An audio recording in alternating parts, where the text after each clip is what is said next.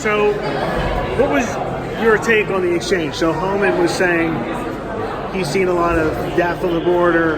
He's had a lot of experience dealing with the crime happening on the border. Yeah. What was your take on the exchange that you guys had looking back on it? What you don't see in the clip is some of the earlier comments that he made, lauding President Trump as being a great hero and a great American. And he also had several cue cards with the names of individuals who have committed rape, murder, and other heinous crimes, who, according to him, were immigrants. I don't doubt that. But the thrust of what he was arguing, in my opinion, sought to criminalize, to generalize immigrants in general, and that became very disturbing to me. He also, during his comments prior to our encounter, was pretty belligerent with other members, and the members were, I thought, going out of their way to be polite, to be gentle, and to tell him that he would have his turn to express himself.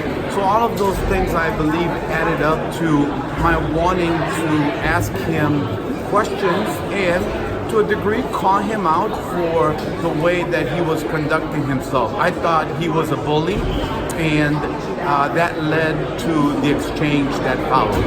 Mr. Homan, I'm a father. Do you have children? How can you possibly allow this to happen under your watch? Do you not care?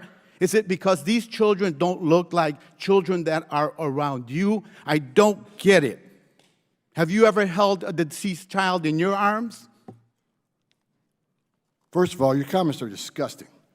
I've served my country. I've served my country for 34 years. I find your comments disgusting as well. I've served my country for 34 years. And yes, I held a 5-year-old boy in my arms in back of that tractor trailer. I knelt down beside him and said a prayer for him because I knew what his last 30 minutes of his life were like. And I had a 5-year-old son at the time.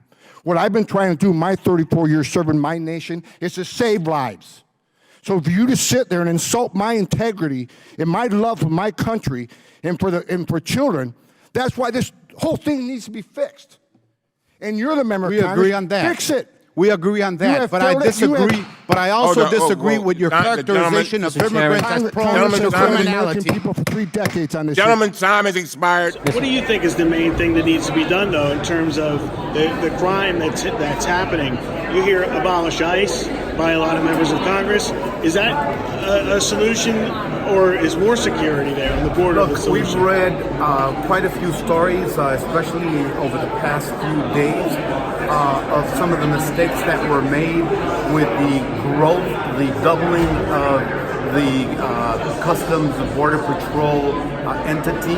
After its inception, there was a rush to recruit agents, and as a result, criminals, murderers, serial murderers were brought on as members, some with alleged ties to organized crimes and the cartels. So when you rush into doing things, the propensity for bringing on bad elements is great, and I think that some of the consequences of that are in some of the conduct of the bad apples within Customs and Border Patrol, and I would say ICE. So this was a response on my part to seek to put things into greater perspective and not to, go out and make the president seem like a hero, like a patriot, and laud some of the nasty things that go on at the border, and sometimes by the rogue elements within those parts of Department of